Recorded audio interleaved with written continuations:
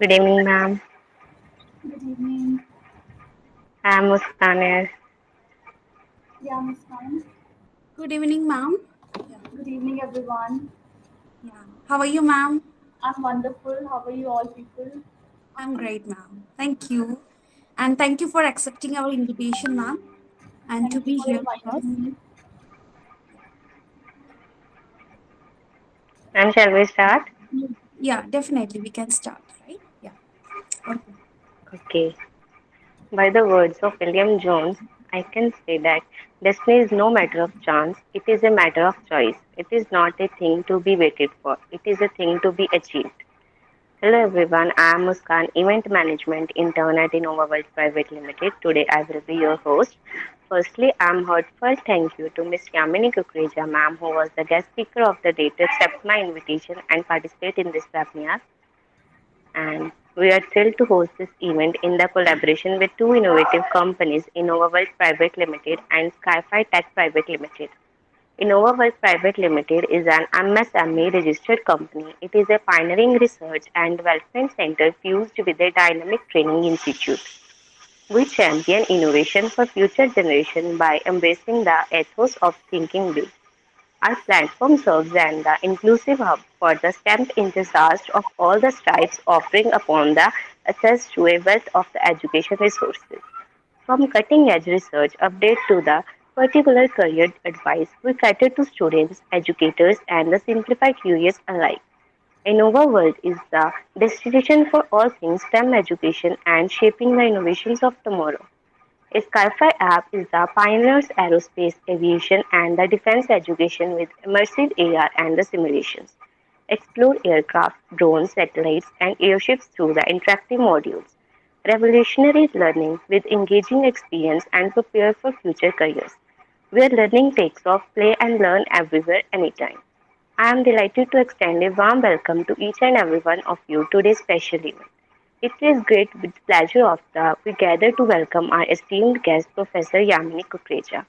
Miss Yamini was I am truly honored to have you with us today. Your willingness to share your time and expertise with our community despite your busy schedule is deeply appreciated. Your presence here signifies not only your commitment to education and knowledge and sharing, but also the dedication to the fostering growth and innovation in our field. I extend a warm welcome to all the AICTE interns and our lovely viewers who have joined us on this platform to learn about literary themes in the science and engineering. A heartily welcome to our the young founder of the InnovaWorld Private Limited, Engineer Aishwarya Dara, Chief Technological Officer, Engineer PK Dara, who was a former scientist in the Department of Atomic Energy. Your vision and the leadership have paved the way for innovation and growth within our organization. I give a warm welcome to our Chief Managerial Engineer Officer, Engineer Ponma Kishan, whose strategic guidance drives our endeavors towards success. Furthermore, I extend a heartfelt welcome to Dr. Arunama Majumdar, who are the esteemed research head, who serves as the backbone of our research division. Your dedication and expertise are the instrumental in shaping our innovative pursuits. I am truly honored to welcome our the chief guest of the day, Dr. Yamini, who is the assistant professor of the Hansraj Mahila Mahavidyalaya in Jalandhar.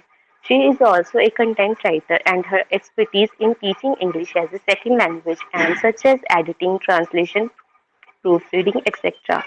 Once again, I welcome each and every one of you. Now I request to Ms. Ramani ma'am to address the gathering regarding literary themes in science and engineering, and let's make today's session one to remember. Over to ma'am.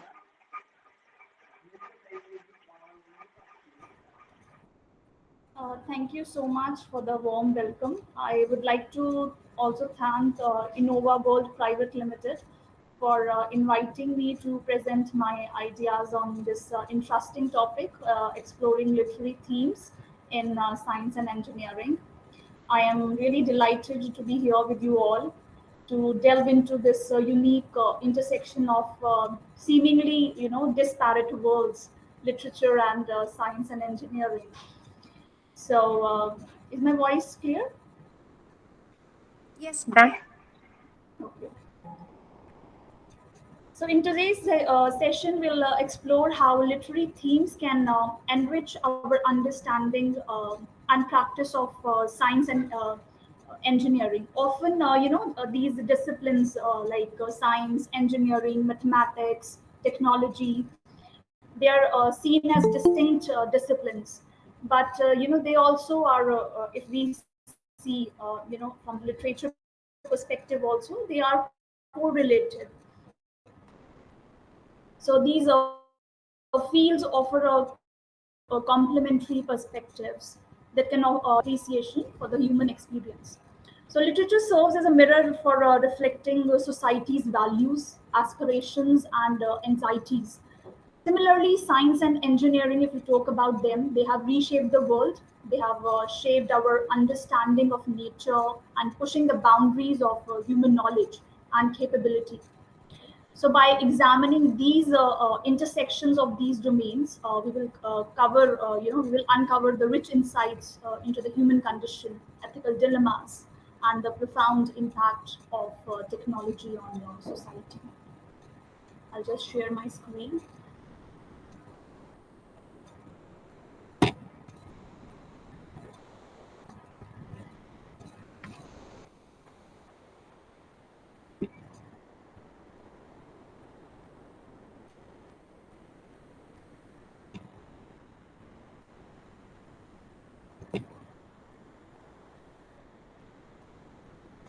Is it visible?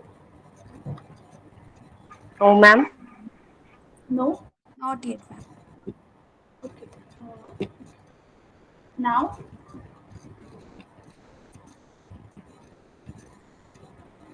Right, ma'am. It's visible. Okay. The slides are visible? Yeah, ma'am. Can you Yes, make it a ma'am. presentation mode, ma'am?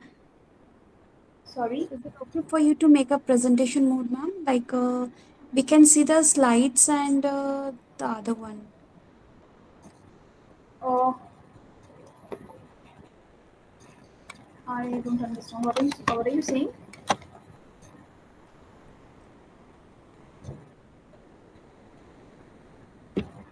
Can you come again? Uh, yes, ma'am. Am I audible to you? Yeah, ma'am. You Yes, have. yes, you're audible. Ma'am, can you share the entire screen? Like, then the slide will be visible because there we can only see this slide we can see.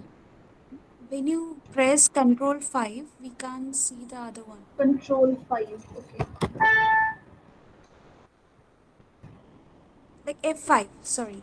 F5, we can't see the other one. At 5. Okay. F5. Yeah, now it's better. Exactly, ma'am. It's fine. Perfect. Okay. You can zoom also, if you're not able to read Yes, something. ma'am. Yeah, everything is fine right now. So, throughout history, literature has served as a mirror for reflecting society's hopes, fears, and, ethical, issues. So, by delving into ethical implication of scientific advancements, authors have challenged readers to confront the consequences of playing with the forces of nature and tampering with the, a sense of life itself. So, what connects the creativity of literature with the precision of science and engineering? We'll be talking about that today. So, we'll try to unravel the intricate threads that weave together, the worlds of literature, storytelling, and technological innovations. So, first topic that I have got for you is human nature and technology. So, in literature, the interplay between human nature and technology has been a subject of fascination and apprehension for centuries. So, from the writers like Mary Shelley, her very famous work Frankenstein, to Aldous Huxley's dystopian vision in Brave New World, different writers, have used storytelling to probe the ethical implication of scientific advancements. So we'll try to explore how these work illuminate the complex relationships between humanity and technology, and the moral dilemmas, that arise from scientific progress. So first, I'll be covering this famous work Frankenstein by Mary Shelley. Has anyone read this novel? No, ma'am. No, ma'am. Anyone of you? Okay, okay. So it will be new for you. So Frankenstein, it's Mary Shelley, again a very prominent writer. So it's a very seminal work that explores the ethical implication of scientific advancements in great detail. At its core, the novel grapples with the consequences of unchecked ambition, the hubris of playing God, and the responsibility that come with the scientific discovery. Our protagonist in this novel is Victor Frankenstein. He's a young scientist and he becomes obsessed with the idea for creating life from non living matter.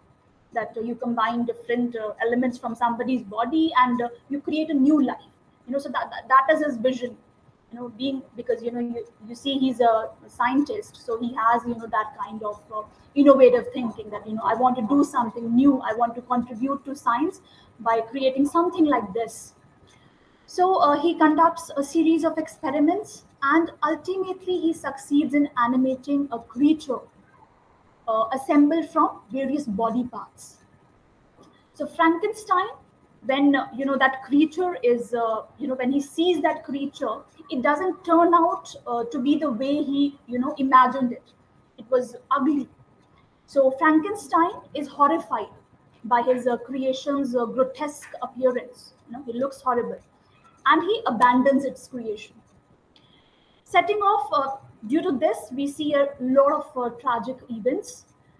So that creature, that horrible creature that he created, because Frankenstein has abandoned him, so he's roaming around, all over the all other places. So he's rejected by its creator and he's shunned by society. Whoever sees him, they get frightened to see his appearance. So he grapples with a profound loneliness. That creature is breathing. He has life, he has emotions. So that creatures, he grows lonely and he faces existential despair. He goes into despair. And though he has some innocence in him, he has some initial innocence, the creature's experience of rejection and isolation drives him to seek vengeance against Frankenstein. He knows that my creator is Frankenstein, so he wants to take revenge. That why you created me if you cannot look after me. And as a humanity also, as a all he has vengeance against other humans also, because everybody is grotesquely looking at him. They are not including him. So now he wants to take revenge. So this novel forces the readers to confront the uncomfortable question about the moral responsibility of scientists, the nature of identity and belonging, and the limits of human knowledge.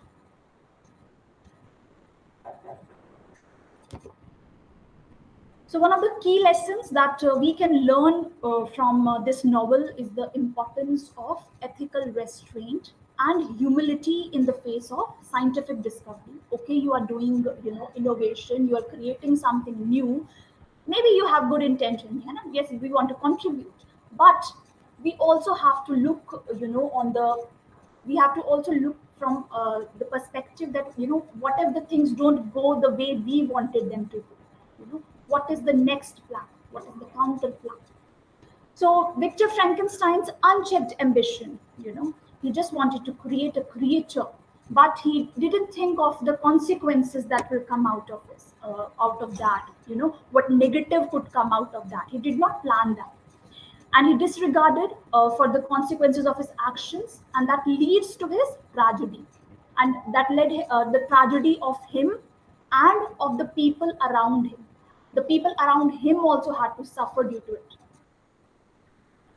So this novel serves as a cautionary tale, warning against the dangers of pursuing scientific progress without considering the broader ethical implication. Frankenstein also challenges us to, reconsider our perceptions of what it means to be human.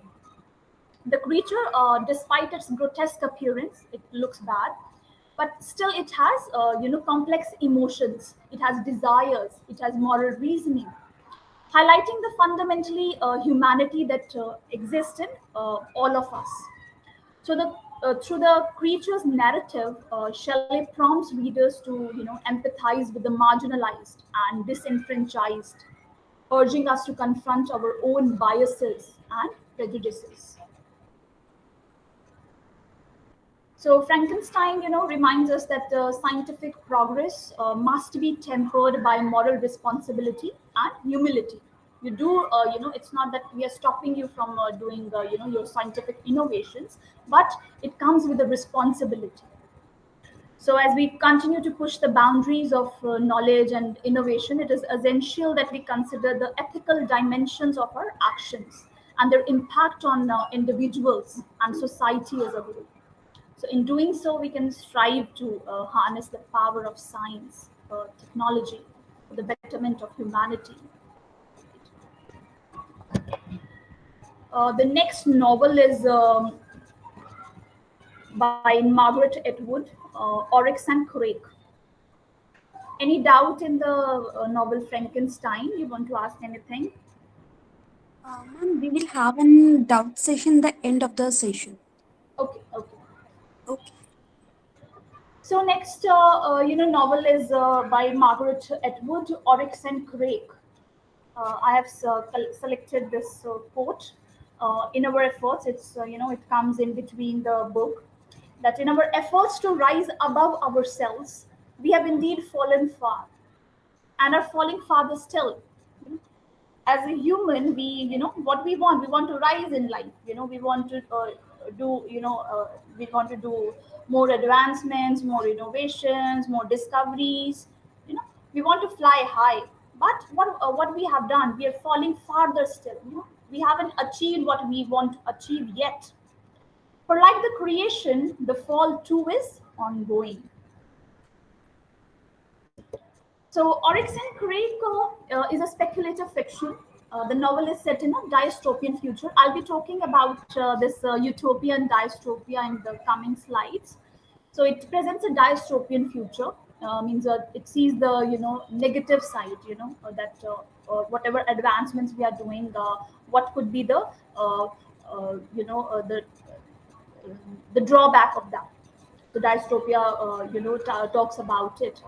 So in Oryx and Crake, we see that genetic engineering and biotechnology have drastically reshaped society. And the story in this, the story is being narrated by Snowman. He's our protagonist. He's also known as Jimmy, and he's one of the few surviving humans in the post-apocalyptic world. Okay, the world has totally shattered, and apocalypse has happened. And after that, a very few people are surviving. And in those few people, our protagonist, our narrator, is also surviving, Snowman, and he's telling his story. So this novel follows Snowman as he reflects on his past. Okay, now that he's facing the world now after this apocalypse, and he recalls about the that how he used to live. Whatever his past memory was. So that events that led to the downfall of the civilization. He recounts his childhood friendship with Craig, one of the character of our title, Craig. He's a scientist. He's a brilliant man, but socially awkward scientist. And his infatuation with Oryx. Oryx is a mysterious woman he's in love with. So Snowman revisits his memories. He reveals how Craig's ambitious experiments with genetic engineering ultimately led to the global pandemic, and that wiped out most of humanity. So Craig's disillusion with the flaws of humanity creates a new species of genetically engineered humans. Craig was doing some experiments, and he also created a new species which he called Crakers, and they're designed to be docile. They're immune to diseases. Docile, they will whatever they're instructed, they're willing to follow it. They don't have like they won't retaliate. They won't question that why are we being dictated what we are dictating, what we are being dictated. So throughout the novel, Snowman grapples with guilt over his role in Craig's plans and his complicated relationships with both Craig and Oryx. He struggles to survive in the harsh post-apocalyptic world, and he has to fight his inner demons. So, as a snowman navigates this desolate landscape, he encounters the remnants of the old world. He struggles to come to terms with his own, humanity, and in a world devoid of civilization. Because not a lot of people are, surviving. How do you, see you go for a war, when you're waging a war somewhere, you want to win something, maybe you want to rule over that part of that country, but you're doing that at what cost? You have to think. You might win that country, but you have caused a complete havoc there. You have wiped it out completely. There's nobody. आपने उसको, you have win that city, but there's no one surviving. So what kind of win is that? So this novel questions this snowman, he has survived the apocalypse, but nobody is around him. How is he going to survive in that desolate world? Nobody to talk to, nobody to share your sorrow, your griefs, your happiness with. What kind of world is this? Do we want that kind of world? So this novel, raises this profound questions about again the ethical implication of scientific advancements, the nature of humanity, and the consequences of unchecked technological progress.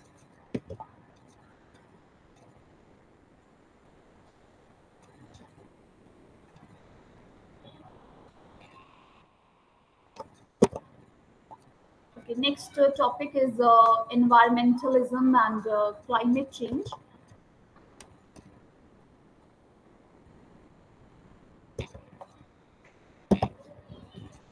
So, see, environment and sustainability. We have a lot of books. A lot of writers have written, things about sustainability. Uh, so, environment and sustainable literature has long been a mirror of reflecting the values, the concerns, and challenges of human of this society that we live in. Among the these all themes, this theme of environment and sustainability have emerged as an increasingly prominent topic.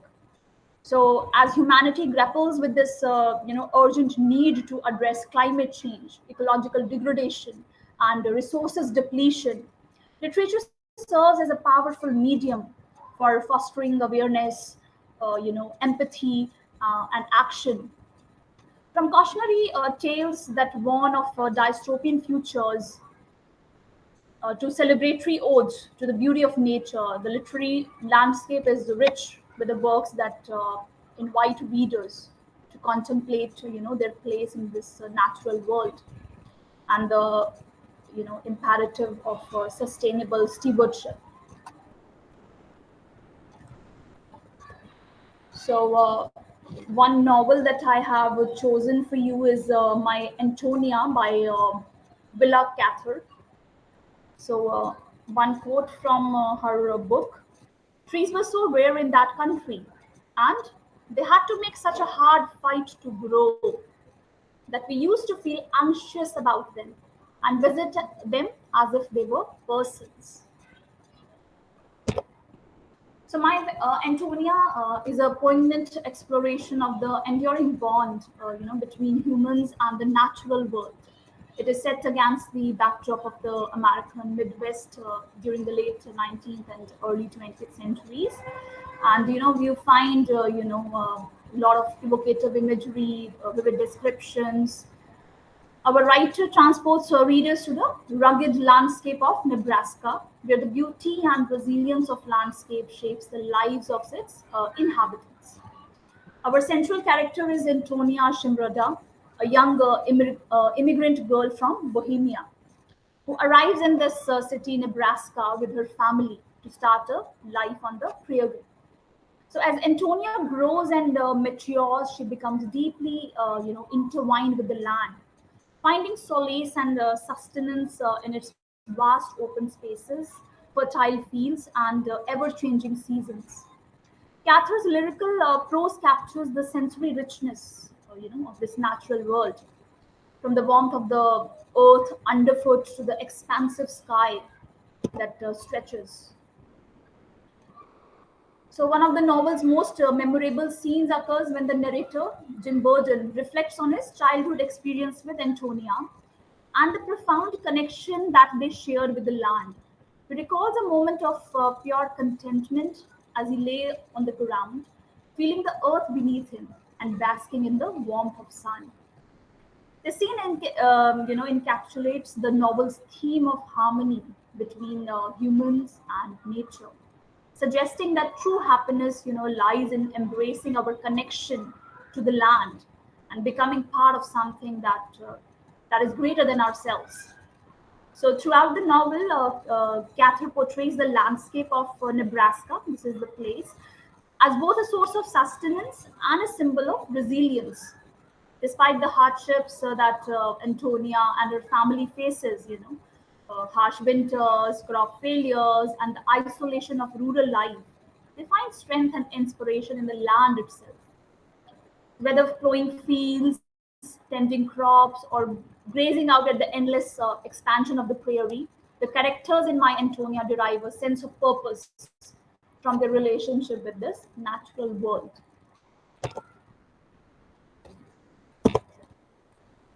Cather also explores this theme of stewardship and the importance of sustainable farming practices in preserving the land for future generations. That we always don't have to think about ourselves. That we have to, till we are alive, we have to make most of the resources that are available. We can't be selfish like that. Sustainability talks about that only. That you have to think about the future generations also. Mindfully use the resources, right?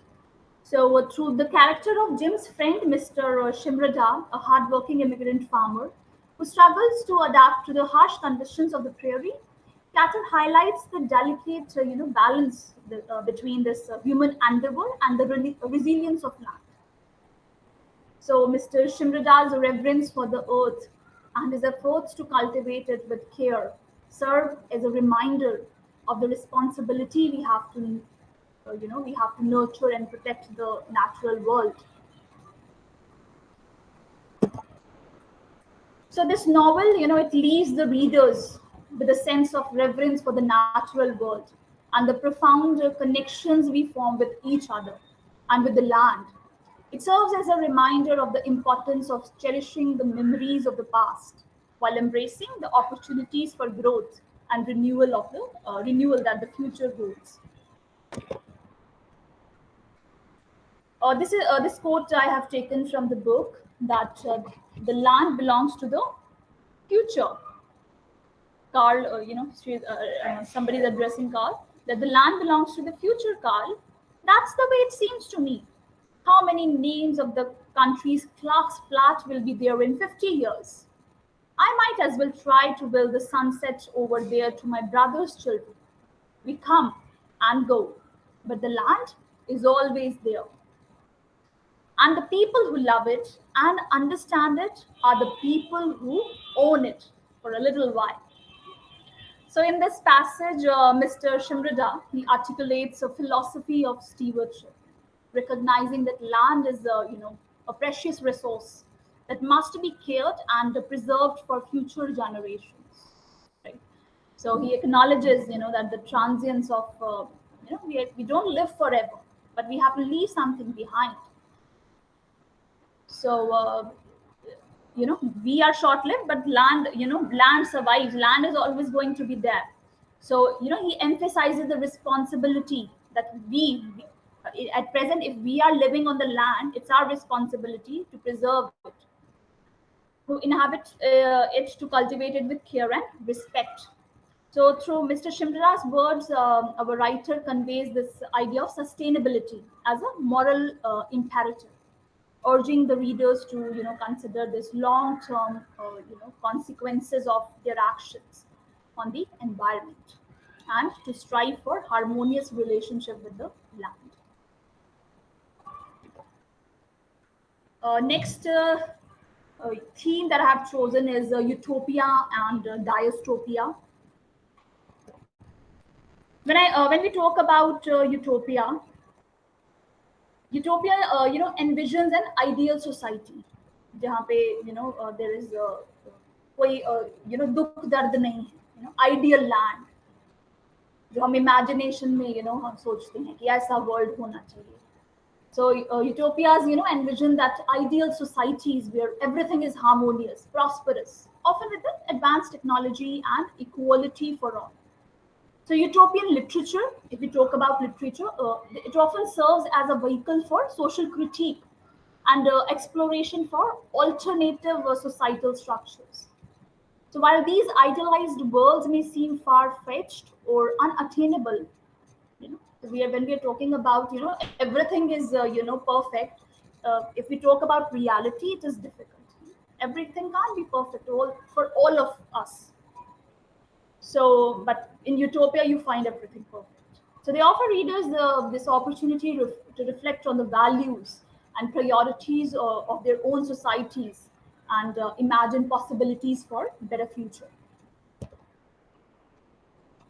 There's one novel, Her Land by Charlotte Perkins Gilman. There's this quote: "In our steady insistence on proclaiming sex distinction, we have grown to consider most humans' attributes as masculine attributes, for the simple reason that they were allowed for men and forbidden to women." She was a feminist writer.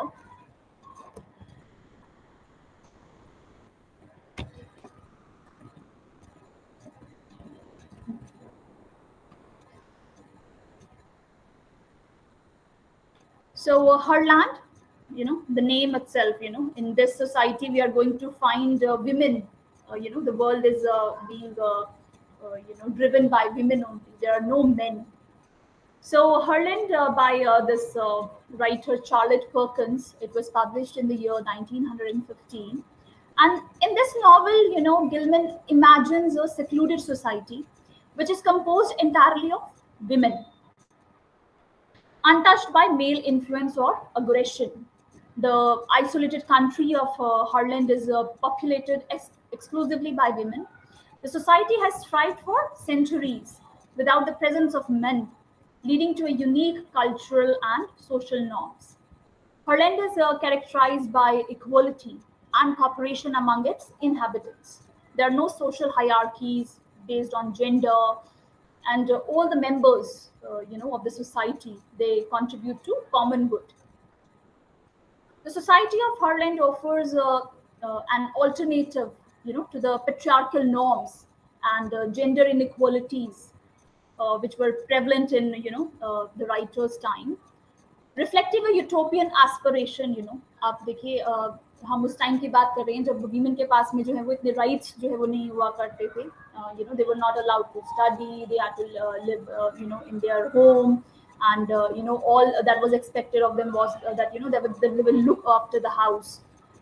So if the writers, when they see things like that, they question that. So Gilman, she reflects utopian aspiration. So if you are living in such a condition, you will imagine a world where the women, they are leading, and there are no men, because men are the ones who are holding them, who are not letting them go and fulfill their aspirations. So it explores the implication of removing men from social equation, imagining how such a change, could lead to new forms of community, governance, and culture. This speculative, aspect is characteristics of utopian literature, which often presents a hypothetical, scenarios to prompt readers to consider the possibility of different social arrangements and values. So in this way, this Herland contributes to the broader tradition of utopian literature by offering a feminist perspectives on the ideal society and challenging readers to rethink assumptions about gender, power, and social organization.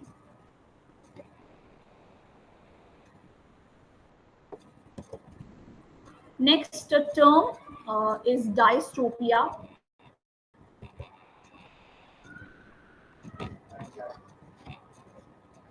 Dystopia, see, is it refers to the genre of literature that presents imagined society. Again, both utopia, dystopia, these are imagined society. An ideal world can't exist, and a world that is completely negative, everything is going bad. It doesn't happen. But in literature, the writers write from that point of view, that everything is bad or everything is good.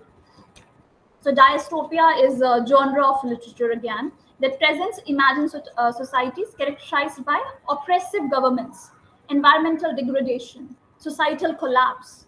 And these fictional worlds are often bleak, nightmarish, serving as cautionary tales about the dangers of unchecked power, conformity, uh, and technological advancements.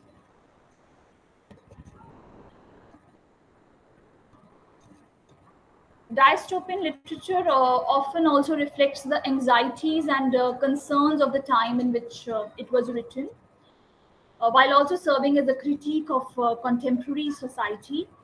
So, by exaggerating, current trends and exploring the worst-case scenarios, dystopian fiction encourages the readers to reflect on the consequences of societal choices and the importance of individual agency in shaping the future.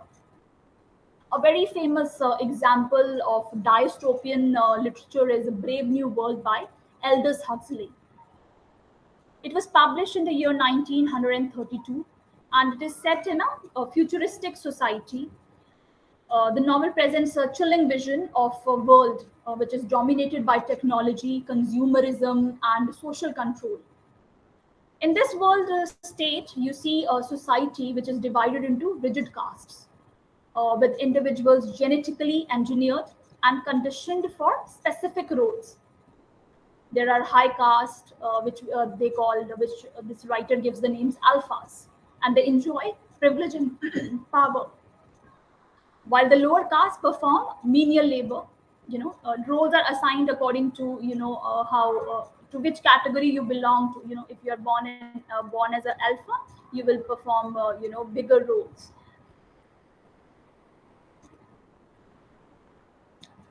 So reproduction again in this world state is controlled through artificial means, with embryos, growing in the hatcheries and conditioned for their future roles.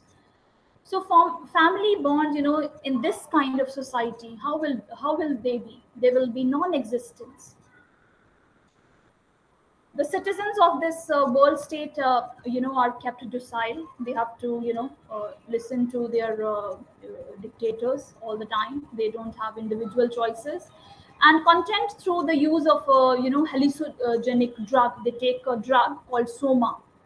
So this soma, this drug that they are fed, this induces a feeling of euphoria, and it helps the individual to escape from reality, and it reinforces the government's control over the populace. This is what the government wants, right, in this world, that people don't revolt. Whatever is instructed to them, whatever is asked from them, they follow that.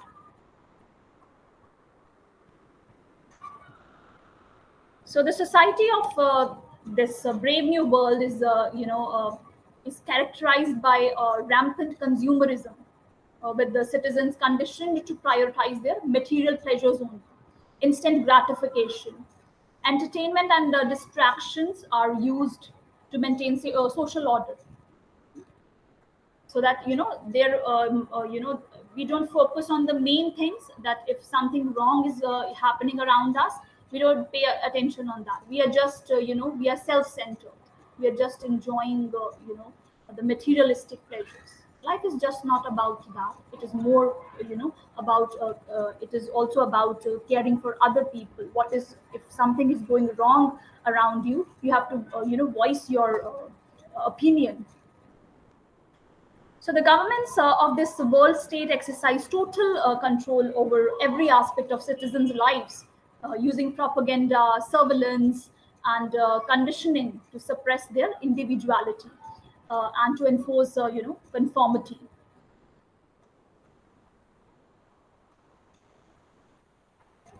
So, in the pursuit of stability and efficiency, the society of this Brave New World sacrifices individual freedom, emotional depth, and human connection.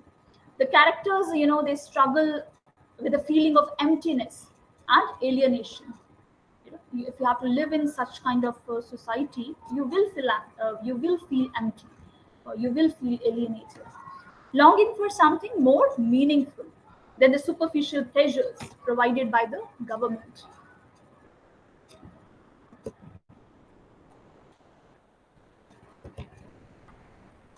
So, what lessons we can learn from this novel? Number one is warning against totalitarianism. So Huxley, in this warns against the dangers of authoritarian control that the world state, exercises. That you need to be mindful about it, and you should not, suppress your individuality. So this novel, serves as a reminder of the importance of safeguarding the freedom and democracy against oppressive regimes. Then it is a critique of consumerism and hedonism. To the world state, emphasis on material pleasure, instant gratification, and the consumer culture.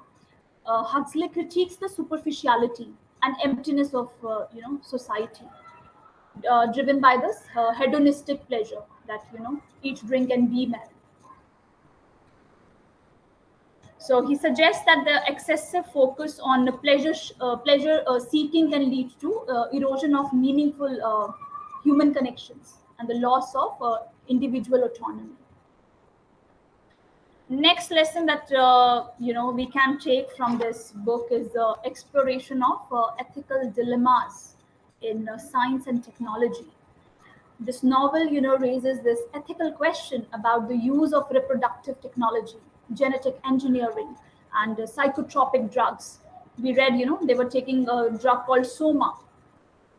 So Huxley, prompts readers to consider this potential consequences of unchecked scientific advancements and the manipulation of human nature for societal control. And the last is a reflection on human nature and identity. It explores the tension between individuality and conformity, you know, highlighting the importance of human autonomy and self-expression. So Huxley, suggests that the pursuit of happiness and fulfillment cannot be achieved through artificial means, but requires genuine human connection and self-discovery.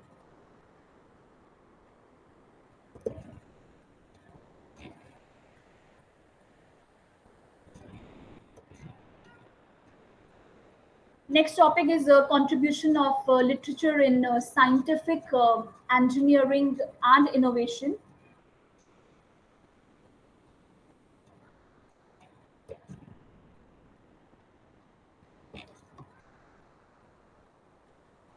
So literature has served as a gateway to worlds beyond our own, fueling our imagination and inspiring innovative thinking. The influence of literature extends far beyond the realm of entertainment. It entertains also, but it has also played a significant role in shaping real world scientific and engineering advancements. From the depths of ocean to the vast expanse of outer space, authors have sparked the curiosity of readers and ignited the imaginations of scientists and engineers alike. Literature has served as a catalyst for innovation, driving research and development in fields such as marine exploration, telecommunications, material science, robotics, space exploration, etc. And literature has had profound impact on pushing boundaries of human knowledge and technological progress. I'll not be going in detail in the summary of them, but these are some of the selected novels where we find this theme.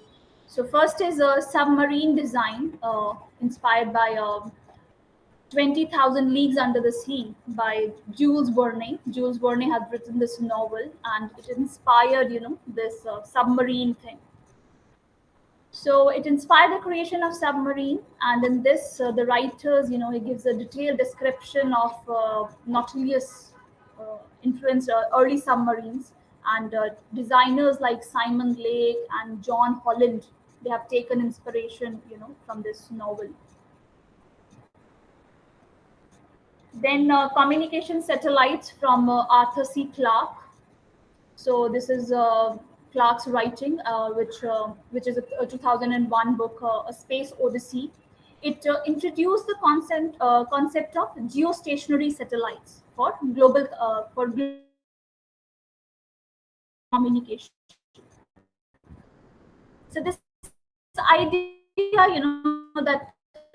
this idea directly led to the development and deployment of clock. You wear that clock and you grow invisible.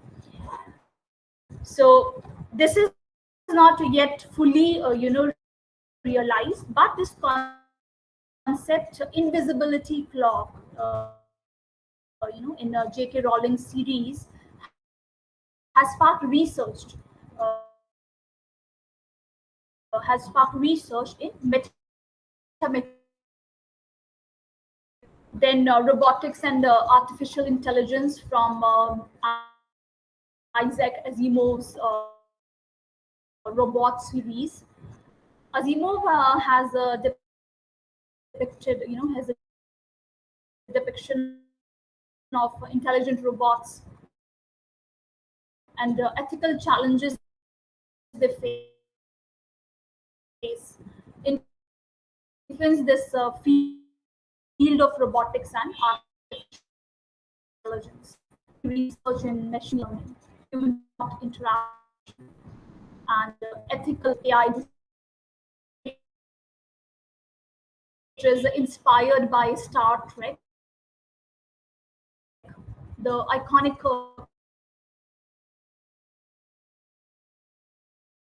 this iconic series envisions futuristic tricorders and station scientists and engineers. So today's from Star Trek influence space exploration devices.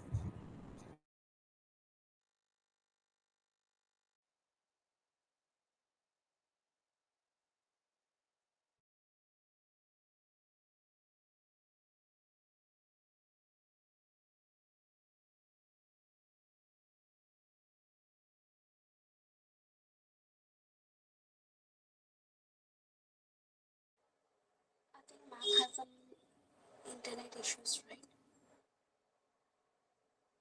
So I think she will be rejoin again.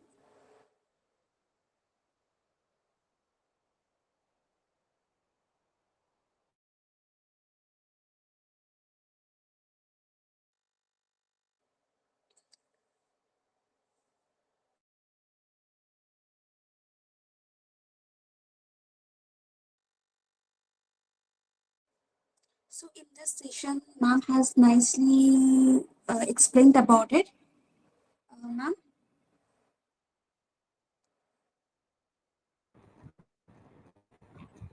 ma'am has joined with us.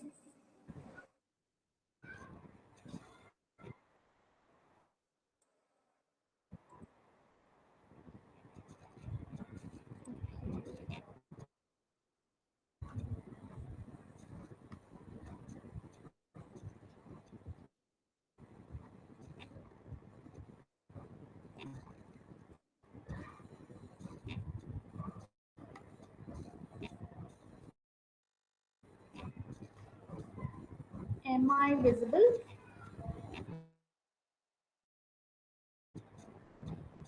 Yes, ma'am, you're visible, No, ma'am. No, ma'am. but your presentation is not visible. Uh,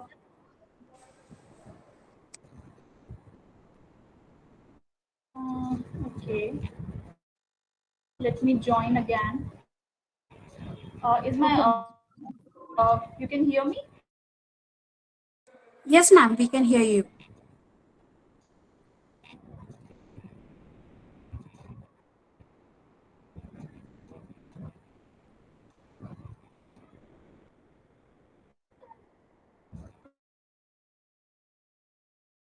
taking time. I don't know.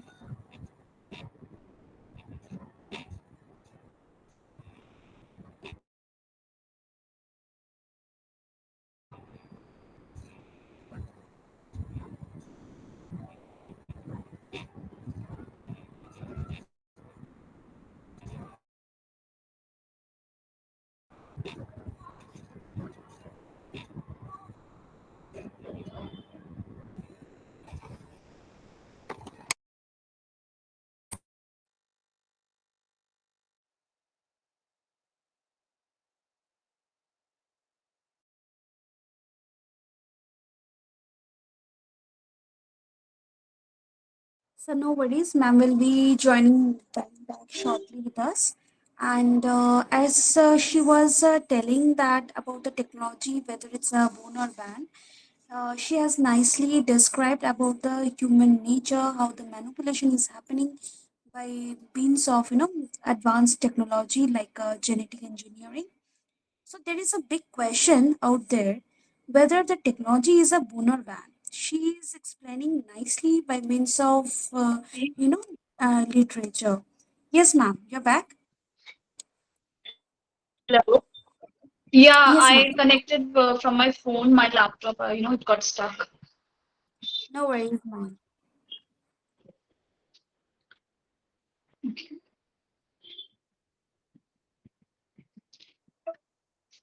So do we have to wind up the session? Okay, ma'am. It's up to you. Like, No, I'm asking you. no, ma'am. If you want to continue, you can. Okay. No, you asked me to, stop the slide, so that is why I'm No, no, no, asking. ma'am. You just continue, ma'am.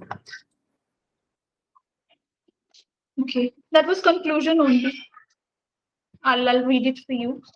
Maybe I'll not be able to share the screen from my mobile. So the conclusion part I'll just read, and then you can wind up. So we see literature. Yes. Anyone wants to say something? Yes, ma'am. You're audible. Okay. So we see. I,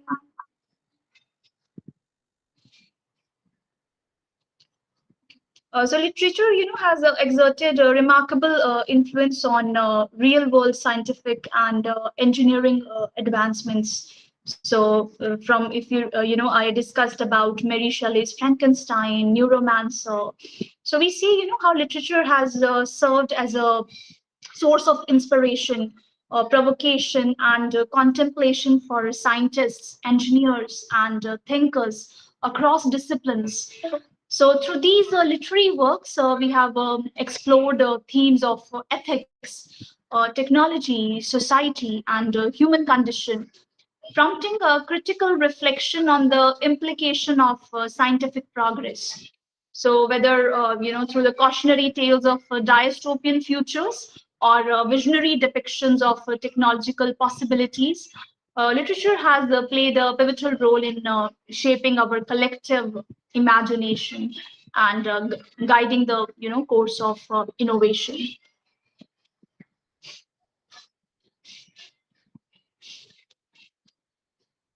Yes, ma'am. Thank you so much. Yeah. I So, hope ma'am, you enjoyed the session. exactly, ma'am. Absolutely, we have enjoyed the session. And let me give you the overview that from the starting of the session, the way Hmm. you started, and I guess I have written some code that you have mentioned that Hmm. dangerous of pursuing scientific progression without considering ethical implications. And Hmm. in this particular note, I would like to say it's so true. These are Yes. the real facts that, right now the big question is that whether the technology is a boon or bad. Yes. Because we are doing R&D work, a lot of innovations is happening out there in the field of science or engineering, technology, maths, as we have started. So the question remains like in the same question status. There is no change. If I look back in 1960s or right now, the question Hmm. remains the same. And very nicely, you have put it up that a point that manipulation in human nature through by means of genetic engineering.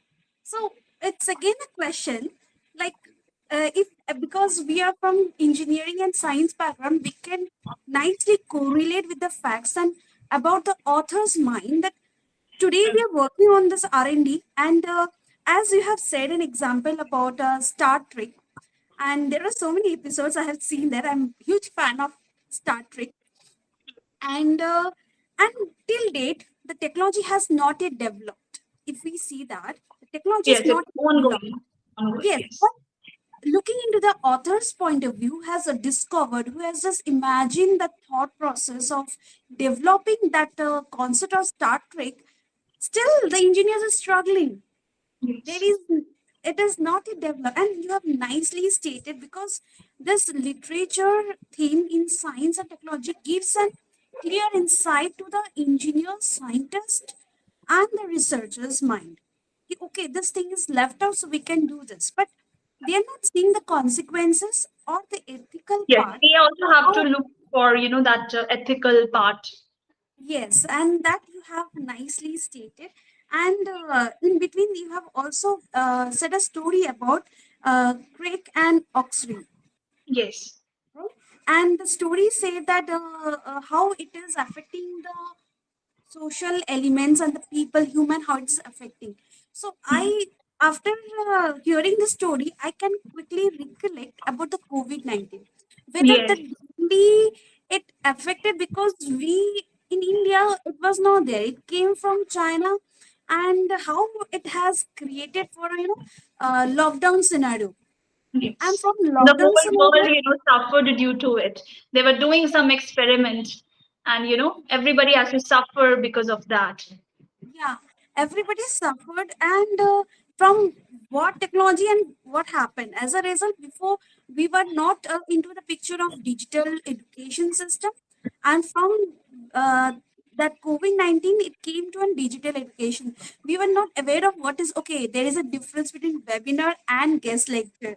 So that kind of implementation, yes, as again, it's a positive side and negative impacts are there. Right. So you have nicely stated and related with that. And as again, the some of the points that you have highlighted about the climate change, the global warming scenario, and the Sustainability. sustainability is happening. Now we know that in during summer, air conditioner, we are using Hmm. refrigeration system. It emits some gases which affects our environment, right? So climate change and leads to an drastical climate change. So those points you have nicely stated, ma'am. And thank you so much for giving an wonderful insights about the consequences that how it human is sacrificing the values and technology, how it implementing on a social side also. So thank you so much, ma'am, for giving a wonderful insight. And we, as of now, we don't have any question over here.